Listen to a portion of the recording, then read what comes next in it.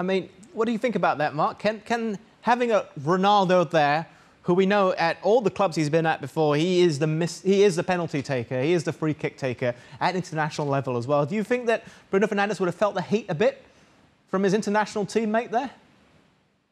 I'm sure there'll be a debate after the game in terms of who's the next penalty taker. I'm not sure if Ronaldo was actually still on the pitch because Cavani obviously was on, so I don't know if there'd been a replacement and he wasn't available to take the penalty. But yeah, listen, there's always pressure when you're Man United player. Week in, week out, there's an expectation that you've got to perform and you've got to win. Even if you don't perform, you've still got to win. And you just sense that they still haven't got that element to their play where they can get through games and win games when maybe not playing particularly well. The standard in the Premier League is huge. That's why it's watched worldwide. And the standard right through the league is really, really high. So any given Saturday, the top can beat the bottom and vice versa.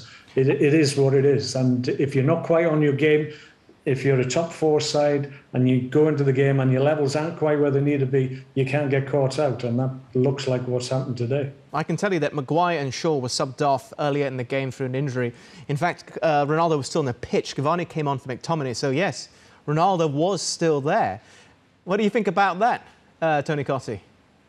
Well, I wonder if that penalty's landed at the back of the Stretford end yet. I mean, that's the first time I've seen it, but it was so far over the bar. I mean, it most unlike Fernandes. We're all huge fans of him. He's a fantastic player and just a completely different style of taking the penalty. But, you know, you can only imagine what Cristiano was thinking. And when that next penalty comes around, I've got a feeling I know who's going to take it. But, you know, there's been some warning signs there. You know, I was at the West Ham game last week, and, you know, when they played Manchester United, and there was glimpses of some good performances, but at times they was a bit disjointed. Obviously lost in the League Cup as well midweek. So there are some warning signs flashing up for Ollie. And the boys have touched on it. You know, he's spent a lot of money, spent big, as you do at Manchester United, and the pressure will always be there. You know, they've got to respond. They've got to get some results, and they've got to maintain that position in the top four of the Premier League and put other teams under pressure. You can't say anything other than for Manchester United that is a disappointing result, to say the least. You know, losing at home to Aston Villa, you know, that is not going to win you the Premier League this season. Mark, can I just ask you, who do you think is going to be on penalties the next time one crops up and both Fernandes and Ronaldo on the pitch? What would you say to the players? What do you think the decision's going to be between them, maybe? Maybe they'll sort it out themselves. Yeah, I mean, there's going to be egos at play here. I sense that Ronaldo's ego may be borne out and he might get the nod. He demands attention whenever he takes the field of play, and he enjoys that attention, and taking penalties is all part of that.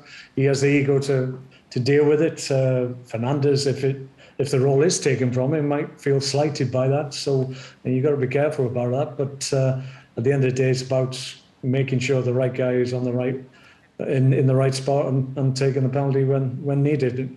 Don't get me wrong; everybody can miss penalties. This might be just a one-off thing for Fernandes, and he goes back to his normal style of penalty, the little hop, skip and a jump, as Danny mentioned, which he didn't do today.